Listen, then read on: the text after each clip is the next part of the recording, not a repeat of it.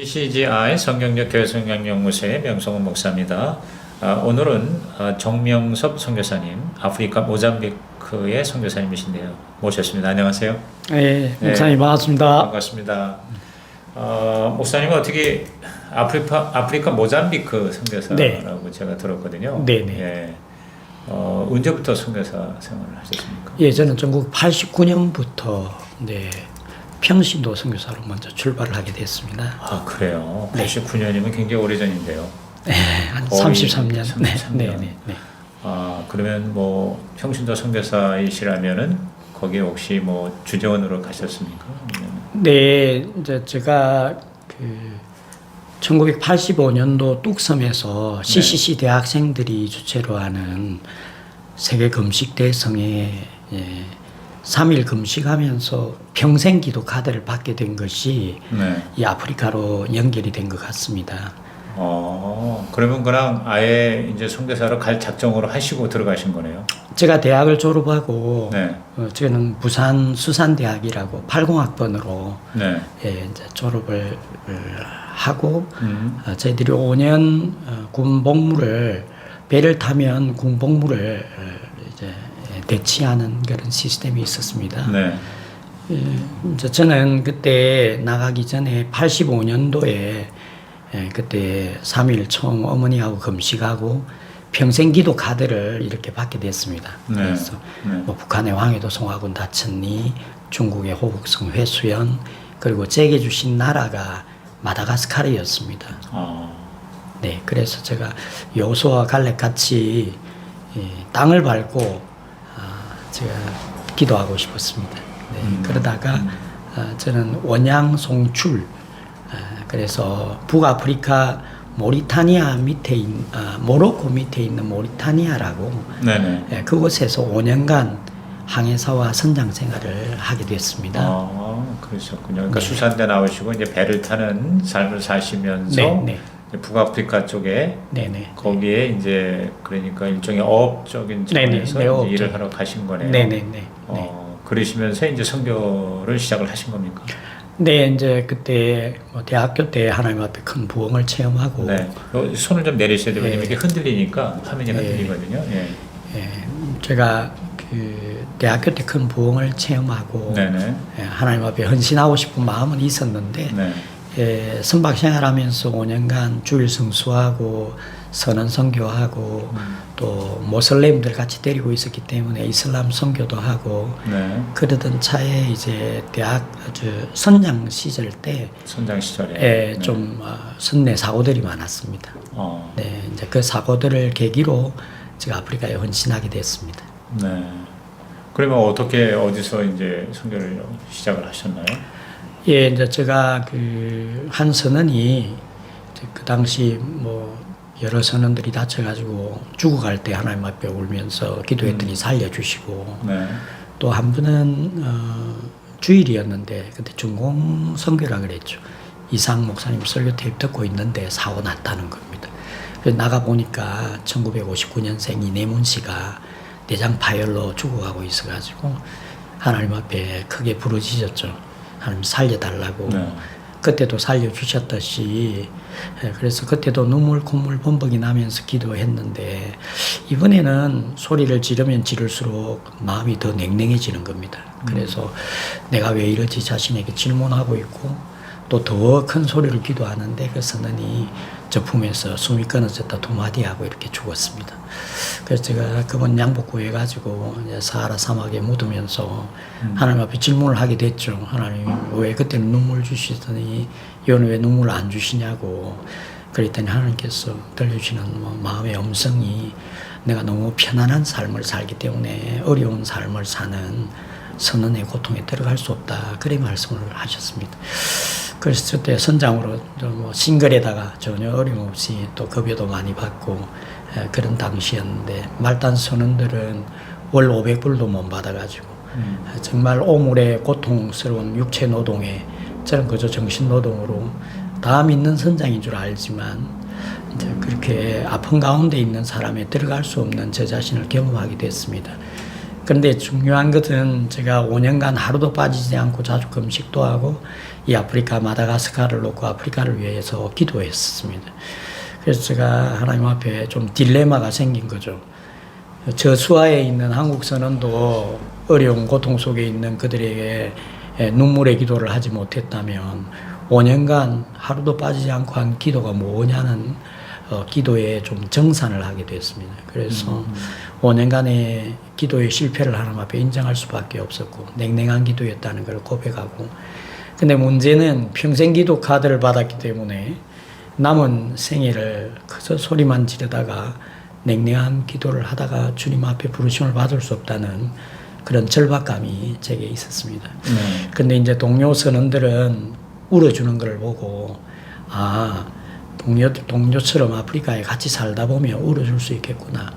그런 단순한 마음을 갖게 되고 하나님 앞에 이렇게 소원을 올려드렸습니다. 하나님 평생 아프리카에 살겠습니다. 한국에 내 집 마련하지 않고 그들과 함께 살면서 제가 헌신하겠습니다. 기도 사명 이루겠습니다. 이런 소원을 드리고 이제 5년을 마치게 됐습니다. 그래서 이제는 아프리카 출장 갈 수 있는 곳에 제가 가야 되겠다 해가지고 한국에 직장 갖지 않고 스페인 라스팔마스 섬으로 그쪽에 가서 순복음교회 좀 출석했죠. 유일하게 한인교회가 그때 이정복 목사님이셨는데 이정복 목사님 계신 곳에 그래서 제가 잘 개인적으로 아는데요. 그 속에서 이제 저는 어릴 때부터 장로교 출신인데 거기는 유일한 한인교회가 순복음교회 뿐이었기 때문에 당시에 그래서 그곳에 출석하면서 직장 생활하던 중에 그 교회에서 부흥회를 했는데 초청을 이재한 선교사님이라고 감비아에 사역을 잘하시는 한국이 우리가 낳은 귀한 선교사님 오셔서 집회하셨는데 그때 이제 이 감비아가 세네갈 안에 있는데 세네갈 밑에 기니비사오라고 포르투갈 말을 쓰는 아프리카 나라가 있습니다. 그래서 이재한 선교사님이 한국인 선교사가 꼭 필요한 장소가 나라가 있다면 기니비사오라는 겁니다. 너무 가까이에서 계시고 필요를 보시고 그곳에 한국인 선교사가 가면 너무 좋겠다, 필요하다는 정보를 듣게 됐습니다. 그래서 제가 피상적인 마다가스카르가 아니라 포르투갈 말을 쓰는 아프리카에 그렇게 헌신해야 되겠다, 기니비사오를 가야 되겠다. 기니비사오는 당시 100만도 안 되는 작은 나라이고 지금 120만 정도밖에 안 되는데 모슬렘이 45%입니다.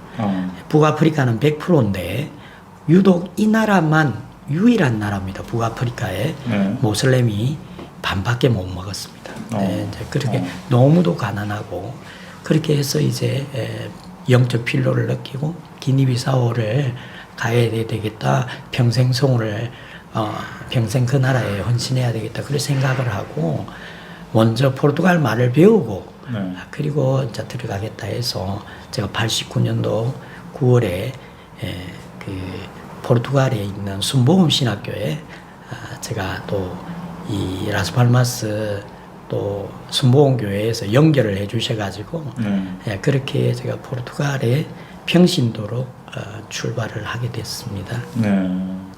그래서 그 훨씬 전부터 사실은 선교에 대한 하나님 준비를 시키신 거네요. 그리고 89년에 이제 본격적으로 이제 하나님께 선교사로 헌신하시고 신학을 하시면서 기니비사우 지금도 이 나라가 있습니다. 기니비사우.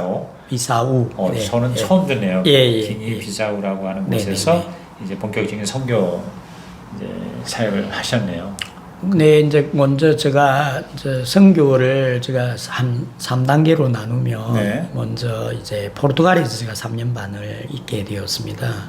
싱글로 출발을 했는데 제가 평신도로 이제 출발을 할 때에 당시에 80년도는 평신도 선교 개념이 많이 없었죠. 그래서 제가 5년 선박 생활하다가 해외 또 직장 생활하다 들어오니까 평신도 선교사로 나가겠다니까 아무도 뭐 알아주지 않고 후원이 정말 100% 없었죠. 그때 이제 허더슨 테일러의 일생이라는 책자를 선물을 받으면서 제가 하나님 앞에 그 책을 읽다가 허드스텔리가 평신도 선교사로서 페이스 미션, 믿음 선교로 오늘의 중국의 복음화의 역사를 이룬 그 페이스 미션과 또 중국 내지 선교, 내륙을 바라보는, 그래서 아프리카 대륙을 바라보는 처음 출발부터 믿음 선교로, 저는 후원이 없었기 때문에 또 그것이 좋아가지고 뭐 라벌이라든지 또 조지 밀러의 일생 이런 도전들을 받으면서 그때부터 하나님 저를 부르셨다면 함께 하시는 걸 보여달라고 해서 성령 하나님의 임재를 적기를 시작했습니다. 그래서 매일 적으면서 33년간 성령 하나님께서 인도해 주시는 그 인도하심을 이제 따라가려고 하면서 또 특별히 아프리카 대륙 선교를 꿈꾸게 됐습니다. 그래서 제가 평신도였지만 신학원 공부하고 싶어가지고 하나님을 알게 하는, 그래서 이제 순복음 신학교에 들어가서 공부하고 리스본 대학의 언어과정도 하고 그저 뭐 배우는 것만 하니까 제가 말씀드린 대로 한 영혼을 사랑하지 못해서 이렇게 갈증 가운데 헌신하게 됐는데, 그렇게 해서 제가 거리 전도도 하고 뭐 버스 전도도 하고 신학 공부를 하면서 하긴 했지만 3개월 뒤에 1990년 1월 1일부터 마약촌 사역을 하게 됐습니다. 마약촌사. 네, 리스본의 거대한 마약 지역 까잘 벤토조라는 지역에 마약촌 사역을 3년간 거리 전도를 하고 이 마약 맞는 그런 형제들하고 3년의 여러 일들을 겪게 됐습니다. 감사하게도 3년 사역 속에 500여 명의 형제들과 이제 교제가 이루어졌고, 그 중에 한 명 유명한 목사가 나왔습니다. 조앙 부티크라고. 마약도 15년 이상 맞았는데 그 형제가 제가 다녔던 신학교 다니고 미미 스위스 선교사하고 결혼해서 마약 갱생 사역을 하고 좋은 열매도 하나님 주셨는데요. 무엇보다 제게는 어느 날 마약총회 한 명이 호모섹스하는 형제가, 조젤리노 조젤하고 브라질 형제인데 키가 183에 금발에, 근데 미니스커트를 입고 뭐 다리는 털이 북실북실하고 이렇게 내려오는데 동네 여자들이 막 놀리더라고요. 파비아나 벤카, 파비아나 벤카. 그때 R을 붙이면 그 여성형이거든요. 그러니까 순이야 영이야 이리 오라는 거죠. 그래서 제가 놀림 당하는 걸 보고 마음이 너무 안타까워가지고, 남자인데 그래서 제가 중간에 가서 말렸죠. 그만 놀리라고. 이 친구는 파비아나가 아니야, 남자야. 이렇게 놀렸더니 여자들이 다 제가 전도하는 사람 아니까 그냥 이렇게 수그러지고, 그때부터 이제 이 형제를 제가 돕기 시작했습니다. 그래서 마약 사가지고 이렇게 올라가는데 제가 첫 선물을 이 빨래비누를 사줬습니다. 그래서 털 북실북실한 거 다리 이렇게 씻고 그랬는데, 제가 스페인 직장 생활할 때에 거기는 이 마리꽁이라 그랬습니다. 이제 호모갱생하는 사람들. 그래서 마리꽁이구나 이렇게 생각하고, 그 형제가 이제 또 외딴 곳에 가서 혼자 이렇게 이 마약 맞는 것은 이 핏줄에 이렇게 찔러대기 때문에, 닌겔 많이 맞아보시면 아시지만 계속 이렇게 핏줄이 안으로 들어가지 않습니까? 그래서 늘 피범벅 한 30분 찔러야 애들이 이제 한 방 맞는다 이라죠. 한 방 맞는데 이 그라운 수가 계속 늘어나야 됩니다. 그 쾌감을 찾으려고 그러는데 그러다가 마약을 끊으려고 하면 어마어마한 고통이 찾아옵니다. 그 고통이 무서워서 끊으려 해도 그 고통 때문에 끊지 못하고, 알코올 중독자가 술을 먹어야 정상 삶을 살듯이 마약 환자들도 좋아서 맞는 것이 아니고 처음엔 좋아서 맞다가 자기들이 생존하기 위해서 맞는 거를 알게 됐대요. 그래서 어느 누구도 마약을 맞고 싶어 하는 사람이 없습니다. 그래서 500여 명의 그 형제들이 자기 이름을 주면서 나를 위해 기도해 달라고. 그런 현상을 이렇게 보게 되고, 이 마약촌 맞는 그 호모섹스하는 형제가 남자인데 실리콘으로 여자 가슴 엉덩이 만들고, 이제 살에 섞이는 실리콘이 있고 안 섞이는 실리콘이 있습니다. 그래서 가슴은 살에 안 섞이는 것을 했기 때문에 칼을 대면 자를 수가 있죠. 그래서 제가 걷는 것도 가리고, 내가 남자인데 남자 옷을 한 번도 입은 적도 없고 남자 신발을 신은 적도 없고 걷는 것도 제가 그렇게 가르치기도 하고, 결국 하나님의 은혜로 이제 가슴도 떼내고 그렇게 해서 브라질로 이렇게 보낸 적이 있는데, 그 3년의 형제를 3년간 섬겼습니다. 3년 만에 이제 이 형제가 주님을 영접하는 그것도 부활절 기간에 그런 에피소드가 있는데 아무튼 그때 한 영혼을 사랑할 수 있구나 자신감을 갖게 됐고 또 무엇보다도 3년의 이 마약촌 사역을 하면서 늘 그 지역을 바라보고 기도했습니다. 첫날 사역이 그 긴 계단이 있습니다. 올라가는데 거기 마약을 많이 맞았기 때문에 거기 다 뭐 주사위가 널려 있고 그걸 밟고 올라가야 됐죠. 첫날 주님이시라면 이거를 그냥 두시겠는가 해서 빗자루로 이렇게 이제 썰었죠. 동네 꼬마들 다 칼 가지고 있어가지고 불도 잘라주고 해가지고 이제 뭐 주사위가 이렇게 쌓인 그거를 불 지르고 아이들 아이스크림 사주고 이렇게 사역을 시작했는데 늘 그 높은 지역에 영적 전쟁 기도하고 이 지역을 하나님 변화시켜 주십시오. 늘 기도를 했는데 하나님께서 마지막으로 제게 주신 선물이 교회론이었습니다. 에베소서 1장 22절 23절 말씀을 제게 주시면서 만물의 머리 되신 주님 발 앞에 다 무릎 꿇고 복종하고 그 주님께서 다스리시는 만물이 교회의 머리로서 교회로서 다스리시고 그 교회의 십자가의 충만을 주셔서 그 충만이 흘러나가서 지역을 바꾸는 그런 교회론, 부흥하는 교회론, 지역을 바꾸는 교회론 그리고 모든 만물이 모든 민족이 주님의 발 앞에 무릎 꿇는 그런 선교적 교회론을 저에게 선물로 주셨습니다. 그래서 마지막 사역을 거기 양농원이 있는데 50여 명의 그분들이 원래 이 지역은 마약 지역이 아니죠. 마약범들이 장악한 거니까 그 지역에 사시는 나이 많으신 노인들 제가 기도하면서 한 번도 빠짐없이 주님을 만났으면 좋겠다고 기도하고 제가 마지막 사역을 이렇게 양농원에 가서 사역을 했습니다. 그래서 50여 분이 주님 영접하도록 손을 영접 기도를 부탁했는데 다 손을 들고 주님을 영접하시더라고요. 한 사람만 그 양농원 책임자는 거기 안 사는데 그분은 이제 영접하지 않고 그렇게 이제 제가 사역을 하고 있을 때 제가 이제 신학교 사역이 마쳤습니다. 그래가지고 91년도 92년도 1년간 이 앙골라라는 나라가 있습니다. 아프리카의 큰 나라인데 포르투갈 말을 쓰는 나라입니다. 이 나라가 61년부터 전쟁하다가 75년도 독립하고 내전이 끊임없이 있고 91년까지 내전을 했습니다. 완전히 내전하면 앙골라가 유명한 나라인데 그 나라가 평화협정을 맺었습니다. 1년간. 그러니까 수십 년 전쟁하다가 평화가 찾아왔으니까 할 일이 얼마나 많겠냐는 겁니다. 제가 이 마약촌 사역하다가 백인교회에 많이 알려져서 백인교회에 청빙을 받게 됐습니다. 그래서 백인 그때 순복음교회죠. 하나님의 성인. 네.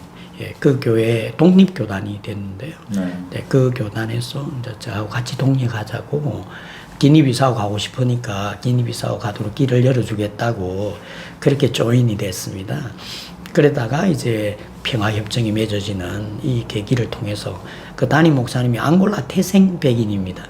그래서 앙골라 선교를 조직하게 됐고 저도 같이 그곳에 합류하면 좋겠다 그래서 기니비사우보다는 더 영적으로 절박한 하나님의 필요가 더 절박하고 어려운 환경일수록 하나님의 임재적 길을 늘 했기 때문에 임재를 더 빨리 볼 수 있지 않겠나 하는 그런 마음도 했고 해서 아내와 기도하고 제가 싱글로 갔다가 신학 공부하는 도중에 아내와 결혼을 해서 이렇게 아내하고 같이 기도하는 가운데 앙골라로 들어가기로 결정을 저희들이 했죠. 그래서 이제 선거 결과를 보고 이 앙골라를 가자고 이 백인 교회에서 그런데 92년도에 다시 재전쟁이 일어났습니다. 그래서 너무 심각한 재전쟁 하는 나라에 백인 교회가 선교사를 파송을 할 수 없다 이런 결론을 또 내려가지고 또 그러면 뭐 기니비사우로 가야 되나 근데 성령 하나님 인도가 그렇지는 않은 것 같고 해서 아내하고 기도하고 93년도 들어가기 전에 하나님 앞에서 기도를 했습니다. 그래서 성경에 기도 제목을 적고 첫째 기도 제목이 하나님 93년도는 앙골라로 들어가게 해주십시오. 집을 허락을 주십시오. 그리고 차를 허락해 주시고 중요한 기도 제목을 하나를 성경에 적었는데 그것은 하나님 평생 저희들과 함께하는 그런 동력, 팀을 주십시오.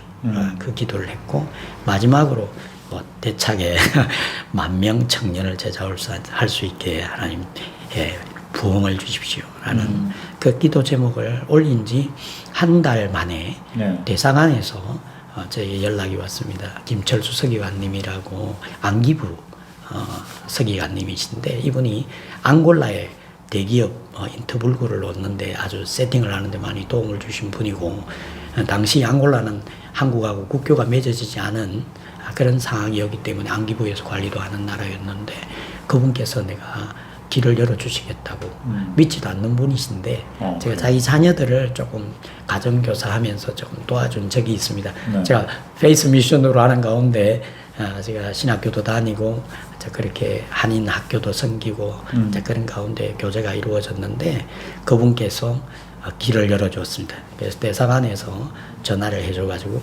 직장길이 열려가지고 제가 직장 수산회사 주재원으로 이렇게 들어가게 되었습니다. 앙골라로요? 네, 앙골라로. 그래서 주재원 들어갈 때 제가 조건을 걸었죠.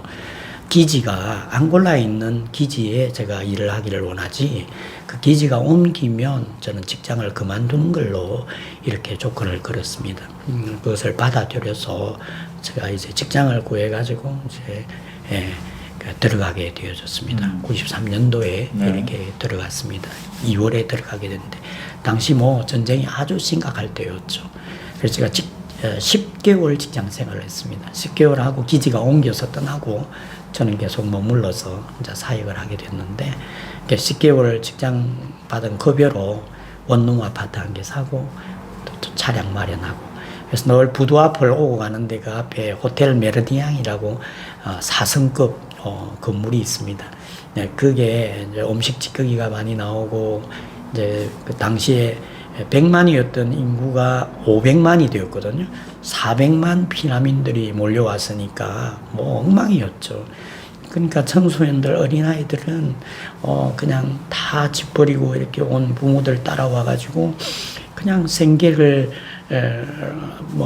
벌기 위해 가지고 부모들은 나가 있고 그냥 방치되어 있는 자녀들이 많고 또 그러다 보니까 10대들이 불량 청소년으로 널려 있었는데 그 호텔 메르디안 옆에 10층 건물이 있었습니다. 바닥만 되어 있고 짓다만 건물이니까 전쟁 터져가지고 포르투갈 사람들은 다 떠나버리고 버려진 건물이니까 그게 중심이다 보니까 뭐 3층까지 쓰레기 덤이고 제가 5층에 그 우리 청소년들을 데리고 교회를 개척했습니다. 그래서 소망교회라 에스페란사라 이 절망적인 나라에 소망교회를 이렇게 시작을 청소년들 데리고 했죠.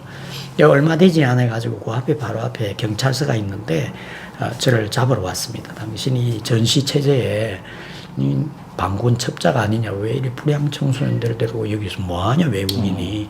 그렇게 오해를 사서 이제 제가 이제 형사가 술이 채가지고 지금도 기억하는데 총은 완전히 장전돼 있고 저를 잡아가니까 우리 이제 제자들이 자기 목자 잡아간다고 막 돌을 던져가지고 같이 잡혀가지고 신문을 받고 감사하게도 이렇게 아주 높은 경찰청 직원 앞에 올랐었는데 그분께서 좋은 일 하는데 왜 그리 오해 살 장소에서 하느냐고 그 옆에 아니 이제 다른 좋은 장소로 옮기라 이래 그렇게 하면 저를 풀어줬죠. 그래서 그 옆에 이제 바로 옆에 있는 붙어 있는 10층 건물에 붙어 있는 기빠까 극장이라고 천석입니다. 그래 비가 안 오니까 노천 극장에 350석은 2층이 있으니까 그늘이 있는 그 밑에 맨 처음부터 350명 주일 학생들을 데리고 제가 이렇게 교회 개척을 하게 되어졌습니다. 네. 그게 2단계 선교라고 할 수 있는 거예요? 그러니까 네, 이제 1단계 마치고 이제 2단계를 이렇게 앙골라로 들어오게 되었습니다. 네, 얼마 동안 몇 년 동안 그렇게. 네, 그래서 제가 이제 그 직장까지 포함하면 14년을 이제 그렇게 교회를 개척을 했습니다. 그래서 그 기빠카 극장에서 사역을 한 달도 안 됐는데 극장 측에서 나가라고 그러더라고요. 왜 그러냐고 내 돈을 줬는데 그랬더니 보라고 아이들이 전부 외곽에서 몰려온 아이들이 수도 중심에 좋은 그 극장에 들어오니까 꽃들이 많으니까 꽃을 꽂아가지고 한 개씩 꽂고 있는 거예요. 그러니까 하루아침에 350개 꽃이 다 이렇게 작살이 나고 보라고 그래서 나무 의자에 다 뛰놀고 이러니까 부서지고 도저히 안 된다고. 그래서 이제 이 350명을 데리고 어디에서 그러면 내가 목회를 해야 되나 고민이 생기고, 그때 우리 10대들 제자훈련도 했는데 기도해라. 하나님의 임재를 놓고 기도를 해라 하는 중에 장소 하나가 발견이 됐는데, 그것이 부두 앞에 있는 자기들이 보건소를 하려고 항만청 건물이었습니다. 그래서 항만청장님을 제가 만나러 가게 됐습니다. 기도하게 하고 만나러 가서 제가 자초지종으로 여기 500불도 좋고 600불도 월 600불도 좋으니까 하게만 해달라고 그런 마음으로 찾아뵀는데, 그분께서 들어보시더니 계속 해라고 극장에서 하고 전화를 해주시더라고요. 도대체 이분이 누군가. 그래서 자초지종을 알아보니까 이 극장은 하나의 클럽의 부속물이고, 거기 국가 핸드볼 팀도 있고 뭐 빵공장, 식당 여러 큰 클럽의 하나의 부속물인데, 이 항만청장께서 그분이 부회장이었습니다. 그때 당시 회장은 철도청장이고, 그래서 그분께서 해주셔가지고 무상으로 마음껏 서게 되었죠. 그러던 중에 이제 아이들이 조금 숫자가 떨어져서 차 사고가 나서 이 거리가 먼데 아이들이 오니까 부모들이 안 보내는 겁니다. 그래서 하나님 앞에 기도를 하게 됐죠. 하나님, 아이들이 많이 사는 곳에 저희들을 보내주십시오 했더니, 지금 우리 조제 중에 한 명이 목사가 됐는데, 이 조제가 목사님 좋은 장소가 있습니다 하고 보여주는데 4층 건물에 40m 건물이 어떻냐고 애들이 저를 좀 크게 생각했는지 당시 버려진 건물들이 많이 있었습니다. 그래서 그러면 알아보자, 주인이 누구냐 했더니 도로공사에 속한 건물이라 해서 그날 이제 만나러 갔죠. 우리 조제랑 어부도 아버지하고 3명이 갔는데, 그 입구에 앉아 기다리고 있는데 응접실에 그 사장 부사장 직원들이 막 서로 의논을 하는데, 이 전쟁통에 우리가 어린 아이들을 어떻게 도와줄까? 이미 성령님께서 역사를 하고 계시더라고요. 그래서 이제 제가 만나서 말씀을 드렸더니, 우리가 가톨릭 신부한테도 이렇게 큰 땅을 줬는데 오늘 당장 땅을 주지 이러면서 부사장 땅 줘 데리고 와가지고 해서 바로 7,000평을 땅을 저희들이 받게 됐습니다. 자기들이 이제 그곳에 차 수리도 하고 하는 식당도 있고, 식당 하나가 있었는데 다 뭐 뼈 많이 만난 거 다 훔쳐가고, 그 많은 사람들이 그냥 그 앞에 바로 100만 인파가 움직이는 혹산대로라고 하는 그 시장, 그 가는 길목에 있었습니다. 그래서 그 부지를 통과해가지고 수많은 사람들이 그 마을들이 연결되는 입구의 땅을 저희들에게 주었습니다. 그래서 이제 저 큰 땅을 받아도 뭐 우리가 아무것도 없지 않습니까? 근데 제가 불량 청소년들하고 사역을 했기 때문에 다 아이들이 호텔 메르디앙에서 나오는 버려진 음식들 먹고 살았고, 또 예배를 마치고 나면 맨 먼저 가는 것이 쓰레기통을 뒤지니까 제가 마음이 아파져. 하나님, 공동체를 해서 이 젊은 청소년들을 하나님 일꾼 삼는 그런 사역을 하고 싶다고 말씀을 기도를 올려드렸는데, 아내가 어느 날 그냥 컨테이너 하나를 사면 그냥 땅이 있으니까 놓으면 그냥 덥고 또 춥고 그런 쇳덩어리긴 하지만 그 좋은 아이디어를 줘서 구하려고 해보니까 너무 비싸서 살 수가 없었어요. 그래서 구하던 중에 그 인스펙터들이 거기 많이 와서 식사를 했기 때문에 부두에 물어봤더니 어디서 좀 구할 수 있냐 했더니, 어디서 찾고 있냐고, 항만청에 빈 컨테이너가 너무 널려 있는데 너 항만청장 알지 않냐 얘기해라고. 왜가 내가 그 생각을 못했지. 그러면서 제가 값싸게 2개를 구입하면 좋겠다는 마음으로 애들에게 기도해라 시키고 제가 만나러 갔죠. 그래서 항만청장께서 지금 말씀 들어보니까 며칠을 들어도 끊임없이 이야기가 나올 것 같고, 그 다음에 네. 그 자세한 얘기들을 다 이렇게 상상하면서 네. 얼마나 많은 진짜 그런 하나님의 역사가 있었는가, 이렇게 상상을 초월하는 느낌이 들어요. 근데 이제 시간은 한정돼 있으니까 이제 어쨌든 1단계를 이제 그 포르투갈 리스본에서 이제 마약촌에 사역을 하셨고, 2단계는 지금 앙골라에 난민들, 특히 이제 청소년들, 젊은이들 중심으로 해서 13년이니까 뭐 얼마나 많은 역사와 열매가 있었겠어요. 근데 지금은 이제 모잠비크에서 사역을 하시잖아요. 그래서 좀 얘기의 초점을 사실 제가 우리 정명수 선교사님, 우리 최영기 목사님 이제 추천을 받아서 이렇게 오늘 만나게 됐잖아요. 그래서 특히 아프리카에서 또 모잠비크에서 앙골라에서도 그런지 모르겠습니다만은 가정교회로 이제 이렇게 선교를 하셔서 많은 열매를 맺으셨다. 그래서 이제 그쪽으로 좀 초점을 맞추시면 좋겠습니다. 그래서 지금 이제 가정교회 사역을 모잠비크에서 하셨습니까? 아니면 앙골라에서도 하셨습니까? 제가 이 말씀 드리는 거는 좀 배경 설명을 드린다는 게 길어졌는데요. 그렇게 해서 이제 저희들이 40개 컨테이너를 받게 됐고, 와우, 또 운송회사 사장님 다 옮겨주셔가지고 거기에 7,000평에 저희들이 공동체를 시작했습니다. 공동체를. 네, 제가 말씀드리고 싶은 것은 이 공동체를 하면서 목회자들을 양성하게 되었고, 또 그리고 제가 청소년 대상으로 사역을 많이 해서 청소년, 청장년 600명 출석하게 됐습니다.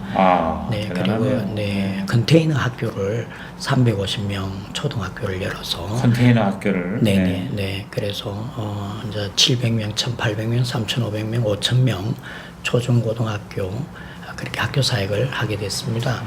같은 부지 안에 교회와 공동체 그리고 학교 제가 말씀드렸던 에베소서 1장 22절 23절 이 교회론을 우리 제자들에게 나누었습니다.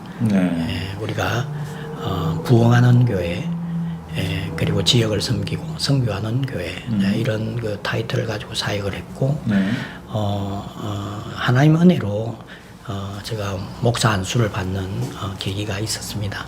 그것도 얘기가 긴데요. 아무튼 평신도에서 제가 목사 안수를 받고 고신에서 총회 선교부 파송 선교사로 1997년도에 목사 선교사로 다시 제가 이 앙골라로 사역을 계속하게 됐고요.